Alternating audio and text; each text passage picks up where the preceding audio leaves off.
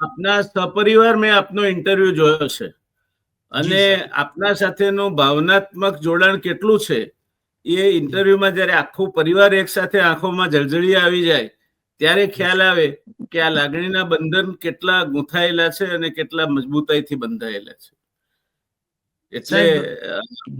આપનું જે નવજીવન છે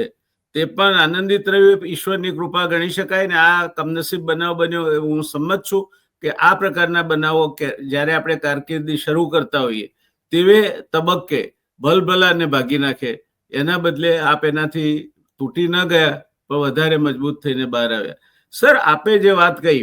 રાજીવ ગાંધીની રાજઘાટ ઉપર હુમલાની, એ એક આપે જોયું હશે અને મને લાગે છે કે એ પછી આપે ક્યાંક એનો સફળતાપૂર્વક પ્રયોગ થતો પણ અનુભવ્યો કે કર્યો કે આમાં યુએસપી યુનિક સેલિંગ પ્રપોઝિશન, કોઈ પણ વાર્તા ત્યારે બને જ્યારે એનું હાર્દ તમે પકડો અને એમાં ન્યૂઝનો એલિમેન્ટ શું છે તે શોધી કાઢો. એટલે પત્રકારત્વના કોર્સની શરૂઆતમાં ઘણી વખત એક ચીલાચાલુ વાત કહેવામાં આવે છે